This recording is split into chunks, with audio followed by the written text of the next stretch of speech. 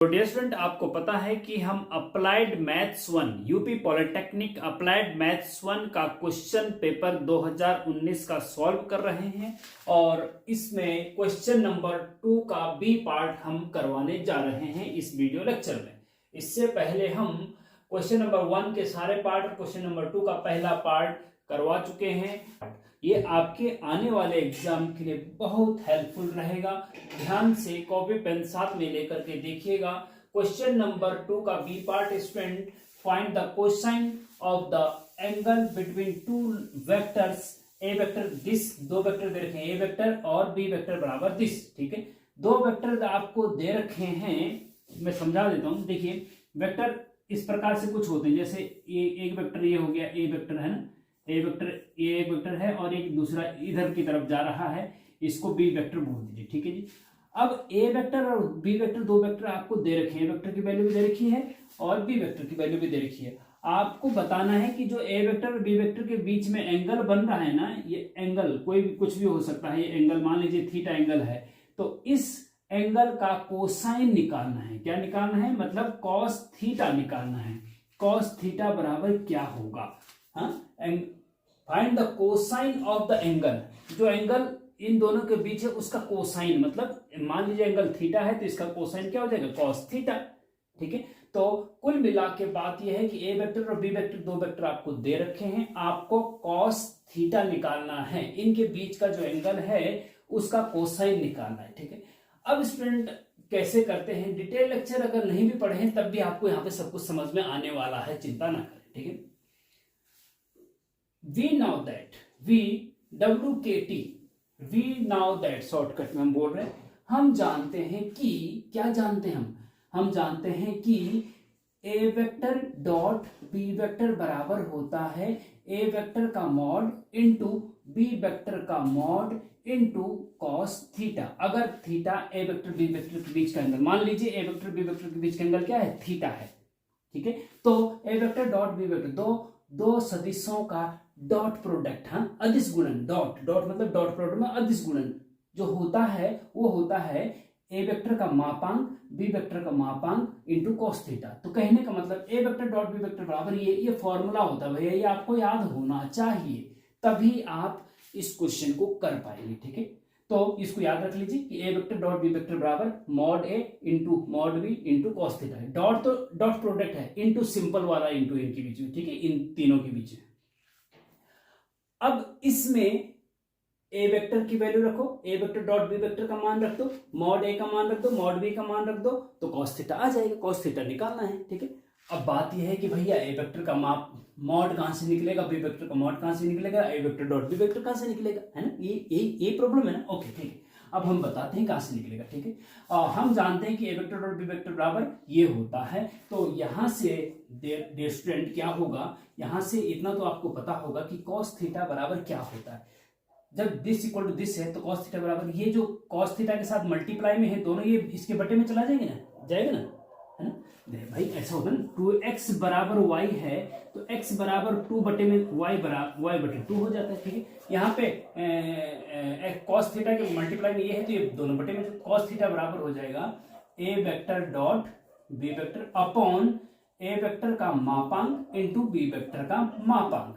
मापांक मतलब दो डंडे दोनों तरफ लगा तो उसको मापांक बोलते हैं, मॉडुलस बोलते हैं अंग्रेजी में। ओके, ठीक है, अब हम इसमें इक्वेशन 1 मान लो और इक्वेशन 1 में ए डॉट बी की वैल्यू रख दो, मॉड ए रख दो, मॉड बी रख दो, तो सॉल्व करके कॉस थीटा की वैल्यू आ जाएगी। हमें कॉस थीटा निकालना है। ठीक है, अब ये कैसे निकलेगा भैया, ध्यान देना है। पहले हम ए वेक्टर डॉट वेक्टर निकालते हैं। नाउ ए वेक्टर डॉट बी वेक्टर बराबर क्या होगा? देखिए, ए वेक्टर क्या है? ए वेक्टर है भैया ये पूरा। ए वेक्टर की जगह इसको रख दो, क्या रख दो? 2i प्लस जे माइनस 3k। ओके, फिर डॉट है बीच में, है ना, डॉट है, डॉट, फिर बी वेक्टर रख दो। बी वेक्टर ये है, क्या है?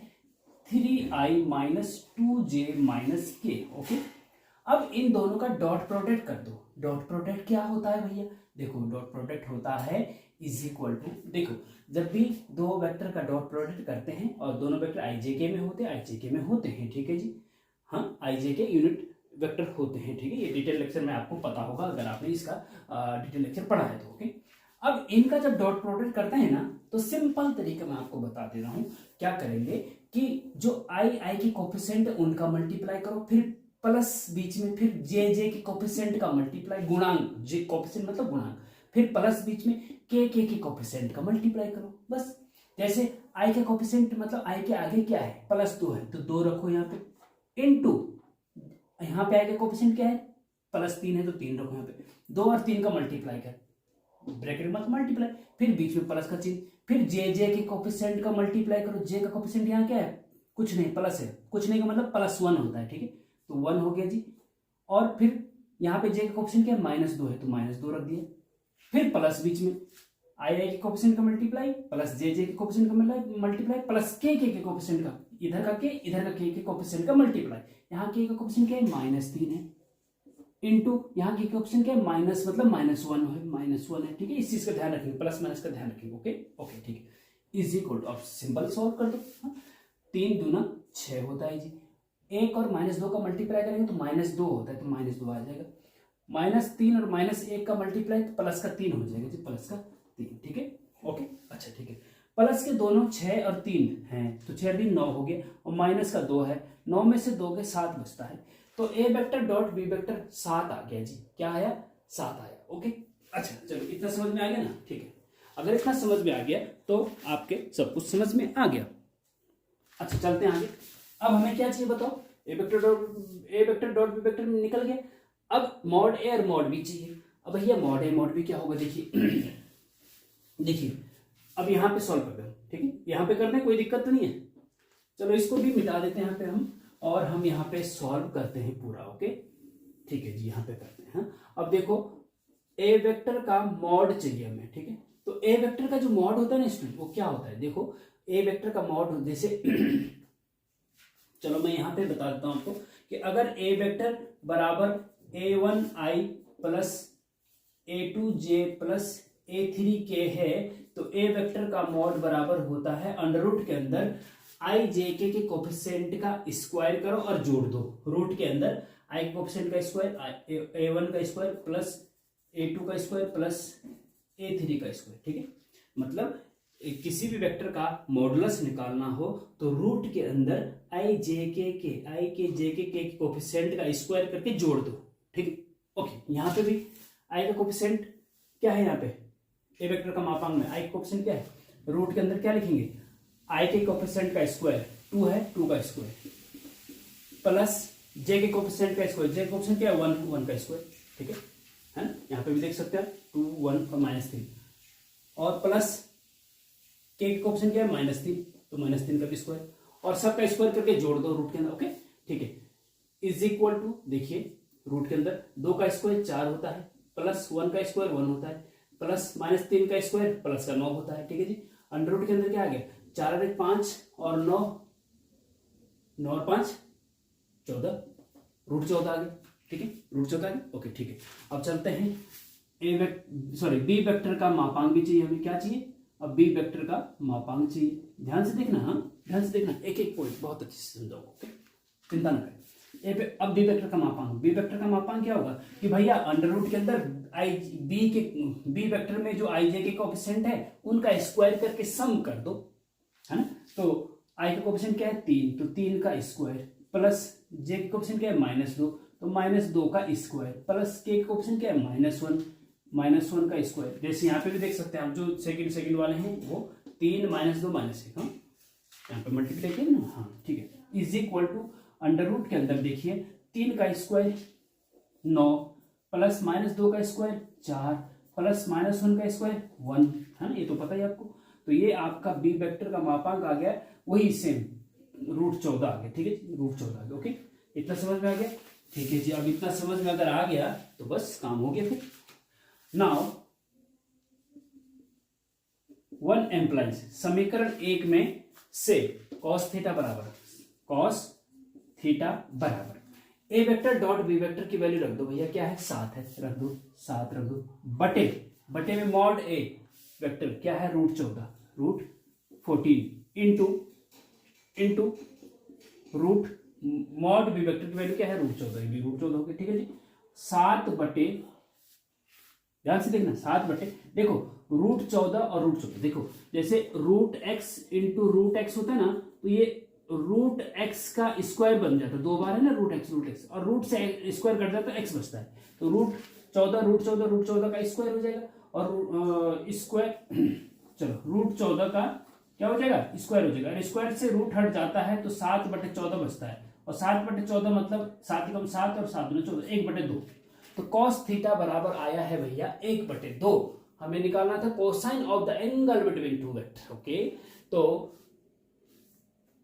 कॉस थीटा बराबर क्या आ गया, 1/2 आ गया। अब एग्जैक्ट एंगल थीटा निकालना है तो आप ये वैसे तो आंसर ये हो गया, ठीक है, कॉस थीटा बराबर 1/2, लेकिन अगर आपको एग्जैक्ट एंगल भी निकालना, थीटा एंगल कितना है दोनों वेक्टर के बीच में, तो आप देख सकते हैं कि कॉस थीटा जो है 1/2 किसका मान होता है, ये आपको पता होना चाहिए कि कॉस 60 डिग्री का मान 1/2 होता है, तो 1/2 की जगह कॉस 60 डिग्री रख दिया, तो कॉस थीटा बराबर कॉस 60 डिग्री हो गया, तो थीटा बराबर क्या हो जाएगा, 60 डिग्री हो जाएगा। आंसर, ये भी आंसर है कि ए वेक्टर और बी वेक्टर के बीच का एंगल कितना है जी, 60 डिग्री का है जी, बस ये भी आंसर हो गया। तो इस प्रकार से स्टूडेंट इसको आप कर सकते हैं, बहुत इंपॉर्टेंट क्वेश्चन है, ध्यान से समझ करके करिएगा। अगर फिर से समझ में नहीं आए तो फिर से एक बार पीछे करके फिर से देख लीजिए, और फिर हम चलते हैं नेक्स्ट क्वेश्चन पे। Next question student, question number 2 का C part, in triangle ABC prove that cos a upon a equal to cos b upon b equal to cos c upon c equal to a square plus b square plus c square upon 2abc। Okay, अब A capital A दिख रहे हैं आपको और small ABC दिख रहे हैं, ठीक है। ये देखिए ट्रायंगल एबीसी, हाँ ट्रायंगल एबीसी मतलब एक त्रिभुज है जिसके शीर्ष कैपिटल ए बी सी, शीर्ष मतलब ये वाला एंगल कैपिटल ए है, ये वाला एंगल कैपिटल बी है, और ये वाला एंगल कैपिटल सी है, ठीक है। जैसे थीटा होता है, जैसे इसको थीटा मान सकते हैं, तो थीटा की जगह बी मान लिया हमने, ठीक है, ये वाला एंगल बी है, और कैपिटल ए एंगल के सामने वाली जो भुजा है बी सी, बी से लेकर सी तक की, उसको हम स्मॉल ए नाम देते हैं, ए के आगे स्मॉल ए, बी के आगे स्मॉल बी, और सी के आगे स्मॉल सी बोल देते हैं, ठीक है, इनके नाम ये हो गए। अब ये त्रिभुज है ए बी सी, इसके एंगल है ए कैपिटल ए कैपिटल सी, और भुजाएं हैं स्मॉल ए स्मॉल बी स्मॉल सी, ठीक है जी, ये आपको यहां दिख रहे हैं। अब तब आपको प्रूव करना है कि this equal to this, left hand side ये है, राइट हैंड साइड प्रूव करते हुए, ठीक है। अब स्टूडेंट इसमें क्या है कि कुछ साइन रूल, दो बहुत इंपॉर्टेंट है, साइन रूल और कॉस रूल, ठीक है। साइन रूल का क्वेश्चन हम इसमें पहले करा चुके हैं, बहुत इंपॉर्टेंट ट्रिग्नोमेट्री का क्वेश्चन, ध्यान से देखिएगा। साइन वाला हम बता चुके हैं। कॉस, देखिए कॉस रूल के अनुसार एक फॉर्मूला होता है कॉस ए का, ठीक है, अगर नहीं पता तो याद कर लीजिए, ठीक है, याद होना चाहिए तभी आप कर पाएंगे क्वेश्चन को, ठीक है।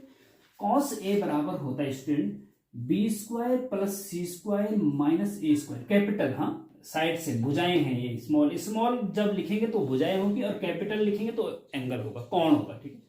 कॉस ए बराबर होता है B square plus C square minus ए स्क्वायर अपॉन 2bc, ठीक है। ऐसे ही कॉस बी बराबर होता है, देखिए ध्यान से देखना, इसमें जब कैपिटल ए है ना यहाँ पे, तो माइनस क्या हुआ, स्मॉल ए हुआ, बी और सी नहीं हुआ, बी और सी प्लस में आएंगे और ए स्क्वायर माइनस में आएगा। जब यहाँ पे ए है तो ए स्क्वायर माइनस में आएगा, जब बी है तो बी स्क्वायर माइनस में आएगा, तो यहाँ पे क्या आएगा, फिर ए और सी आएंगे, ठीक है। और अपॉन में बी और सी आएंगे जो माइनस में नहीं है, मतलब जो इधर है, ठीक है।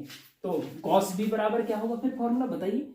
कॉस बी बराबर होगा, देखो A square plus C square minus B square, B square, हाँ कैपिटल बी है तो बी स्क्वायर माइनस होगा, ठीक है। और अपॉन में जो आगे वाले हैं वो आते हैं और आगे 2 लगता है, 2ac, स्क्वायर नहीं आएगा नीचे, हाँ ध्यान रखना, 2ac, ठीक है, ठीक है ना, ओके। इसी प्रकार से यहाँ पे लिख देते हैं हम कॉस सी का formula, A square plus B square minus C square upon 2ab, ठीक है। तो ये फॉर्मूला अगर आपको आ गया तो इनको आप आसानी से लिख सकते हैं, समझ में आ गया तो, हम ओके। तो जब ये फॉर्मूला अगर आपको याद है तीनों, तो इस क्वेश्चन को आप आसानी से कर सकते हैं, कोई दिक्कत ही नहीं थी। अब देखो यहाँ पे हम लेफ्ट हैंड साइड लेते हैं, लेफ्ट हैंड साइड क्या है जी, लेफ्ट हैंड साइड है cos A upon A plus cos B upon B plus cos C upon C, ठीक है, ये है left hand side. Okay, is equal cos A की जगह ये रख दो भैया, है ना, 1/a बाहर ले लो, है ना, 1/a बाहर ले लो और कॉस ए की जगह पे ये फॉर्मूला रख दो। क्या है formula? b² plus c² minus a² बटे 2bc, ठीक है, फिर प्लस है 1/b बाहर रख लो ये वाला और cos b का फॉर्मूला लगा दो, a² plus c² minus b² upon 2ac, ये आपको याद होना चाहिए भैया तभी हो पाएगा। फिर प्लस 1/c बाहर रख दो और cos c का formula a² plus b² minus c² upon 2ab, ठीक है, इतना समझ में आ गया ना? ओके, ठीक है।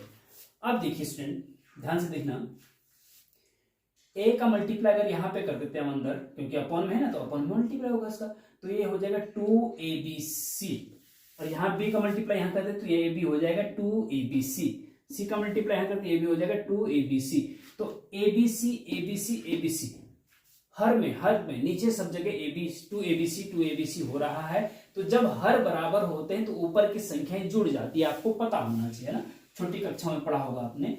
तो जब हर बराबर होते हैं तो ऊपर की संख्याएं हर जो बराबर होते हैं, देखो हर बराबर है क्या है 2abc, हर 2abc, ठीक।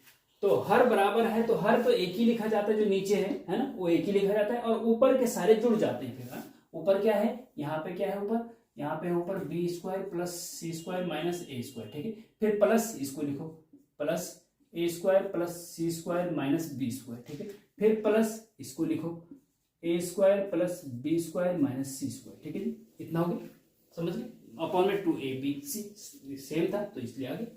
अब माइनस a² से प्लस का a² कटेगा, माइनस b² से प्लस का b² कटेगा, माइनस c² से प्लस का c² कटेगा, बचा क्या, क्या बचा देखो a² b² c², बस ये तीन बचे ना, तो लिखो a² plus b² plus c² बचा ऊपर और अपॉन में क्या है 2abc, और यही आपकी राइट हैंड साइड है, RHS है, ठीक है जी। तो ये हो गया आपका प्रूफ, इति सिद्धम। ओके, तो स्टूडेंट इसको इस प्रकार से करेंगे, बहुत इंपॉर्टेंट और बहुत अच्छा क्वेश्चन है। कहीं पे कोई दिक्कत समझने में आ रही है तो आप कमेंट करके पूछ सकते हैं। ओके, चलते हैं नेक्स्ट क्वेश्चन पे। Next question student, differentiation with respect to x 1 minus cos x upon 1 plus cos x, मतलब 1 minus cos x upon 1 plus cos x एक फंक्शन है, इसका आपको डिफरेंशिएशन करना है विद रिस्पेक्ट टू x, तो इसलिए d अपॉन dx आगे लिख देते हैं, ठीक है जी। अब इसका डिफरेंस देखिए, इसको बहुत प्रकार से देखिए, एक तो सीखेंगे कि पहले इसको सिंप्लीफाई किया जाए और फिर उसका डिफरेंशिएशन किया जाए। सिंप्लीफाई आपके दिमाग में जरूरी नहीं कि उस समय आ जाए, तो एक सिंपल तरीका, पहले दोनों मेथड बताता हूँ, पहले सिंपल तरीका और फिर उसको थोड़ा सा और तरीके से मैं दूसरे मेथड से आपको बता देता हूँ, ठीक है। पहले हम सीधा डायरेक्ट इसका डिफरेंशिएशन करेंगे, जब अपॉन में p अपॉन q के फॉर्म में कोई फंक्शन है और उसका डिफरेंशिएशन करना हो तो कैसे करते हैं, ठीक है इसमें अंश और हर के रूप में, अंश एक ऊपर नंबर और एक नीचे नंबर, ठीक है। ऐसा अगर है तो इसको कैसे करते हैं, ये होता है गुणनफल का अवकलन का भागफल नियम, ठीक है, क्वोशिएंट रूल ऑफ डिफरेंशिएशन। जब p अपॉन q के फॉर्म में कोई फंक्शन होता है, उसका डिफरेंशिएशन करना होता है, तो उसका फॉर्मूला है हर इंटू अंश का डिफरेंशिएशन, हर इंटू अंश का डिफरेंशिएशन माइनस अंश इंटू हर का डिफरेंशिएशन और बटे में हर का स्क्वायर, ठीक है। मतलब जैसे यहां पे बटे में ये ऊपर वाला अंश होता है और नीचे वाला हर होता है, न्यूमरेटर और डिनोमिनेटर, ठीक है। तो हर पहले लिखा है, जो नीचे वाला तो उसको लिखते हैं सबसे पहले, इनटू फिर अंश वाले का, इसका ऊपर वाले का डिफरेंशिएशन किया जाता है, जो भी इसका डिफरेंशिएशन आएगा वो लिखा जाता है, माइनस फिर अंश एज इट इज लिखा जाता है, इनटू फिर नीचे वाले का डिफरेंशिएशन किया जाता है, किसका क्यू का डिफरेंशिएशन, और बटे में नीचे वाले का होल स्क्वायर किया जाता है, सिंपल सी बात है, ठीक है। अब यहाँ पे न्यूमरेटर में क्या है 1 माइनस कॉस एक्स, अंश में क्या है 1 माइनस कॉस एक्स, और हर में क्या है 1 प्लस कॉस एक्स। पी की जगह 1 माइनस कॉस एक्स, नीचे अंश की जगह हर की जगह 1 प्लस क्यू की जगह 1 प्लस कॉस एक्स। ठीक है, तो हर हर हाँ तो 1 plus cos x as it is लिखा जाएगा, 1 plus cos x as it is लिखा जाएगा ब्रैकेट में। ठीक है, इनटू अंश का ऊपर वाले का डिफरेंशिएशन किसका 1 माइनस कॉस एक्स का डिफरेंशिएशन करो। चलो पहले डी अपॉन डी एक्स लगा देते हैं हम, 1 माइनस कॉस एक्स। ठीक है, ऊपर वाले का डिफरेंशिएशन होगा माइनस अंश, अब ऊपर वाला एज इट इज लिखो 1 माइनस, बीच में माइनस का चिन्ह आता है ध्यान रखना, अब जो गुणनफल नियम होता है उसमें प्लस आता है बीच में। ठीक है, वन डिटेल लेक्चर अगर देखने तो ट्रिग्नोमेट्री नीचे लिंक भी दे देंगे, और आप प्लेलिस्ट में जाके ट्रिग्नोमेट्री की प्लेलिस्ट में जाके डिटेल लेक्चर देख सकते हैं। 1 माइनस कॉस एक्स इंटू हर का, हाँ हर का नीचे वाले का डिफरेंस, किसका डिफरेंस डी अपॉन डी किसका नीचे वाले का, मतलब 1 plus cos x, 1 plus cos x. ठीक है जी, इतना समझ में, ये अलग है ध्यान रखना। और अपॉन में हर का स्क्वायर, हर क्या है जी आपका 1 प्लस कॉस एक्स है, 1 प्लस कॉस एक्स है उसका होल स्क्वायर। बस अगर ये फॉर्मूला याद है तो बस हो गया काम, कोई दिक्कत ही नहीं। फिर तो is equal to 1 plus cos x, तो कुछ नहीं करना, एज इट इज लिख दीजिए, ये वाला लिख दिए, इनटू इसका डिफरेंशिएशन करो 1 का, 1 मतलब कांस्टेंट, कांस्टेंट का डिफरेंशिएशन भैया 0 होता है, तो 0 लिखो ना लिखो कोई फर्क नहीं पड़ता। अब आता है जी माइनस कॉस एक्स, माइनस तो ऑलरेडी है, cos x का डिफरेंशिएशन क्या होता है, देखो sin x का डिफरेंशिएशन cos x होता है, और cos x का डिफरेंशिएशन माइनस sin x होता है, ध्यान रखना माइनस, हाँ 1 का तो 0 हो गया, माइनस लिख दिया as it is, cos x का डिफरेंस माइनस sin x, तो माइनस sin x और माइनस 1 माइनस, तो माइनस माइनस प्लस हो जाएगा, तो प्लस का sin x हो जाएगा, प्लस का sin x हो जाएगा, टोटल मिला के पूरा इसका डिफरेंस क्या हो गया sin x हो गया जी। प्लस लिखो या ना लिखो कोई फर्क नहीं पड़ता। तो 1 माइनस कॉस एक्स का डिफरेंशिएशन फाइनल क्या आ गया sin x आ गया, माइनस फिर 1 minus cos x as it is लिखो, इनटू 1 प्लस कॉस एक्स का डिफरेंस, 1 तो भैया कांस्टेंट है 0 हो जाएगा, कॉस एक्स को माइनस sin x, तो माइनस sin x आ जाएगा, यहाँ पे माइनस नहीं था पहले से तो इसलिए माइनस sin x आया। ठीक है, अपॉन में हर का स्क्वायर, हर जो है 1 प्लस कॉस एक्स का whole square as it is रहेंगे कोई, क्योंकि अगर कटेगा फटेगा तो देख लेंगे, नहीं तो अब देखो sin x का अंदर मल्टीप्लाई करो, sin x का मल्टीप्लाई 1 के साथ होगा तो आएगा sin x का मल्टीप्लाई cos x के साथ होगा तो plus sin x into cos x हो जाएगा, है ना। फिर यहाँ पे देखेंगे अब, हाँ एक चीज ध्यान रखना इसमें, यहाँ पे जरा ये जो माइनस है ना, माइनस और माइनस का मल्टीप्लाई प्लस होता है, हाँ जरा थोड़ा सा कंफ्यूजन हो जाता है बच्चों को। देखिए माइनस माइनस का मल्टीप्लाई तो प्लस हो गया, ठीक है जी, ये प्लस हो गया। अब sin x का मल्टीप्लाई 1 माइनस कॉस एक्स के साथ करो, सीधे सीधे ये बोल सकते हैं आप, माइनस माइनस तो प्लस हो गया, तो यहां से आप इसको हटा करके इसको प्लस कर दो। अब sin x का मल्टीप्लाई इसमें कर दो सीधे सीधे, sin x का 1 के साथ तो sin x हो जाएगा, sin x का माइनस कॉस एक्स के साथ minus sin x cos x हो जाएगा, ठीक है जी। और अपॉन में हर का स्क्वायर 1 प्लस कॉस एक्स का होल स्क्वायर हो गया, ठीक है। अब देखो यहाँ पे sin x cos x minus का और प्लस का कट जाएंगे, बचेगा क्या sin x और प्लस sin x और sin x जुड़ करके 2 sin x हो जाएगा, क्या हो जाएगा 2 sin x हो जाएगा, और अपॉन में 1 प्लस cos x का होल स्क्वायर। बस यही आपका आंसर, यही डिफरेंस आपका आ गया आंसर फाइनल, कोई दिक्कत नहीं, ठीक है। अब इसी को अगर हम थोड़ा सा और तरीके से करें स्टूडेंट, जरा ध्यान से देखिएगा, इसका स्क्रीनशॉट लेना है तो ले लीजिए, हम इसको मिटा देते हैं।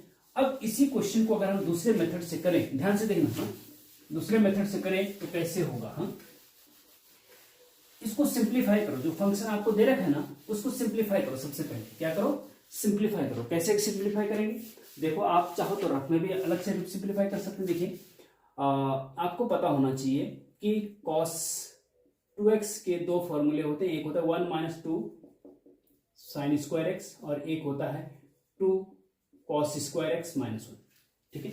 याद रखेंगे इस चीज को, बहुत इंपॉर्टेंट है, ये दोनों फॉर्मूले बहुत इंपॉर्टेंट है। साइन तब आता है, साइन जो आता है ना बीच में माइनस होता है, साइन वाले में 1 पहले आता है, और जब कॉस वाला होता है तो कॉस पहले आता है, ठीक है। ये चीज ध्यान रखना, जब cos 2x को साइन के पदों में लिखेंगे तो साइन बाद में आता है, cos 2x को cos के पदों में लिखेंगे तो cos पहले आता है, ठीक है। इसी और एंगल आधा हो जाता है, cos 2x है तो यहाँ x हो गया, अगर cos x है तो cos x पर, जब cos 2x बराबर 1 माइनस 2 साइन स्क्वायर एक्स होता है तो cos x बराबर क्या हो जाएगा, वही 1 minus 2 sine square x by 2, क्योंकि यहाँ 2x का आधा x होता है, तो x का आधा x/2, एंगल आधा हो जाता है। हाँ, एंगल आधा हो जाता है, ठीक है। और cos x का साइन के पदों में ये है, और cos के पदों में क्या होगा, 2, ये सेम यही होगा, केवल एंगल आधा होगा, 2 cos स्क्वायर x/2 -1, सिंपल, ठीक है, कोई दिक्कत नहीं, ठीक है जी। अच्छा, जब cos x के दो फॉर्मूले आपको पता है तो आप 1 minus cos x upon 1 plus cos x की जगह पे 1 माइनस cos x की जगह क्या लिखेंगे, ब्रैकेट में cos x की जगह आप लिख सकते हैं। देखिए इसमें भी कौन सा फॉर्मूला कहाँ रखना है ये डिपेंड करता है भैया। देखिए ऐसा है, 1 माइनस cos x है, तो अगर हम यहाँ ये वाला फॉर्मूला रखिए cos x की जगह पे, cos x की जगह ये भी रख सकते हैं, cos x की जगह ये भी रख सकते हैं, लेकिन यहाँ पे हमें ये वाला रखना चाहिए, क्योंकि ये माइनस आगे है तो माइनस, यहाँ +1 है तो -1 हो जाएगा, तो -1 से 1 कट जाएगा। हाँ, तो हमें वो काटना है, इसलिए तो ये वाला रखेंगे। अभी आगे पता चल जाएगा आपको क्यों हुआ है। हाँ, तो cos x की जगह ऊपर वाला रखेंगे यहाँ पे। हाँ, और नीचे वाले, यहाँ नीचे में ये वाला रखेंगे, क्यों रखेंगे अभी पता चल जाएगा, ठीक। तो cos x की जगह हमने ये रख दिया, तो 1 माइनस ब्रैकेट में, हाँ माइनस बाहर है, cos x की जगह पे 1 minus 2 sine square x/2 bracket बंद, cos x की जगह रख दिया पूरा, अपॉन में 1 प्लस फिर cos x की जगह ये वाला रखेंगे, क्यों, क्योंकि -1 +1 से कट जाएगा, 2 cos स्क्वायर x/2 -1। अगर यहाँ पे रखते, तो अगर हम यहाँ पे रखते इसको तो प्लस हो जाता, 1 जो है प्लस हो जाता, माइनस वाला प्लस होता, तो 1 और 1 2 हो जाता, लेकिन हमें काटना है, छोटा से छोटा करना है कैलकुलेशन, इज इक्वल टू। अब देखो ब्रैकेट खोलो, 1 ब्रैकेट खोलेंगे तो ये माइनस का मल्टीप्लाई अंदर हो जाएगा, तो +1 के साथ मल्टीप्लाई -1 हो गया, माइनस का मल्टीप्लाई माइनस प्लस हो गया, प्लस का 2 साइन स्क्वायर x/2 हो गया ऊपर, ठीक है जी, ठीक है, ओके। हाँ, 1 प्लस, यहाँ ब्रैकेट खोलेंगे तो प्लस का मल्टीप्लाई करेंगे तो कोई फर्क नहीं पड़ता, वो एज जाएगा, 2 cos स्क्वायर x/2 -1। अब देखो आप, +1 से -1 कट रहा है कि नहीं कट रहा है, यहाँ पे +1 से -1 कट रहा है कि नहीं कट रहा, कट रहा है ना, ओके, ठीक है। अब बचा क्या, बचाओ क्या, ऊपर बचा है जी आपका 2 साइन स्क्वायर x/2 और नीचे बचा जी आपका 2 cos स्क्वायर x/2, 2 से 2 भी कट गया, बचा क्या, साइन स्क्वायर x/2 बटे cos स्क्वायर x/2। अब आपको पता है साइन बटे cos 10 होता है, तो ये हो जाएगा 10 स्क्वायर x/2, ठीक है। तो देखो कितना छोटा हो गया, इसको सॉल्व करते करते हमें इतना आ गया, तो कहने का मतलब इसकी जगह पे हम 10 स्क्वायर x/2 रख सकते हैं, तो ये हो जाएगा d/dx, ये हो जाएगा 10 स्क्वायर x/2। अब 10 स्क्वायर x/2 का डिफरेंशिएशन करो, जैसे x स्क्वायर का 2x होता है तो स्क्वायर आगे आ जाता है, तो 2 10 x/2 हो गया, 10 स्क्वायर x/2 का डिफरेंशिएशन 2 10 x/2 इंटू फिर 10 x/2 का 10x का डिफरेंशिएशन सेक स्क्वायर x होता है, तो 10 x/2 का क्या होगा, सेक स्क्वायर x/2 इंटू फिर x/2 का भी होगा, चेन रूल है, चेन रूल, x/2 को क्या होगा 1/2, x का 1 हो जाता है 1/2, 2 ऊपर नीचे कट गया जी, बचा क्या जी, बचा इतना, बस खत्म कहानी। साइन, बस यही आंसर है, क्या दिक्कत आ रही, 10 x/2 into sec square x/2, बस। अब आप बोलेंगे वहां तो भैया दूसरा आया था, तो फर्क पड़ता है, कोई दिक्कत नहीं है, इसमें कोई घबराने वाली बात नहीं। आप चाहो तो साइन बटे कॉस, साइन कॉस में चेंज करें तो 10 x/2 को साइन x/2 बटे कॉस x/2 लिख सकते हैं, और सेक स्क्वायर को 1/cos स्क्वायर x/2 लिख सकते हैं, ठीक। तो ऐसा कर सकते हैं, या यहीं पे हम तो आप आंसर छोड़ सकते हैं, ओके। तो जो क्वेश्चन, जो तरीका आपको पसंद है उस तरीके से आप कर सकते हैं, ठीक है स्टूडेंट। तो ध्यान से एक एक क्वेश्चन को हम समझाने की कोशिश कर रहे हैं, आप समझने की कोशिश करिए, ओके। मेहनत करोगे तो 100% सफलता मिलेगी, पर ये चिंता ना करें कि क्या होगा, परिणाम सोच लूं, पर क्यों सोचूं, वह तो मेरा चित्त नहीं, विधाता का जो प्रभु करे वही हो, ये मैं क्यों सोचूं। भाई मेरा काम मेहनत करना है, मतलब आपका काम मेहनत करना है। आप ये सोचेंगे कि अरे यार रिजल्ट पता नहीं, अरे रिजल्ट की चिंता मत करो भाई, रिजल्ट का आप मेहनत कर दो अपनी तरफ से, बस परिणाम की चिंता आपको नहीं करनी, ऊपर वाले करने हैं, वो जो परिणाम देगा अपने आप, मेहनत का फल मिलता है, बस ऐसा नहीं कि आप भाग्य के भरोसे मत रहिए, मेहनत का फल मिलता है, ओके। तो मेहनत के भरोसे रहिए और 100% फिर आपको सफलता मिलेगी। तो चलते हैं नेक्स्ट क्वेश्चन।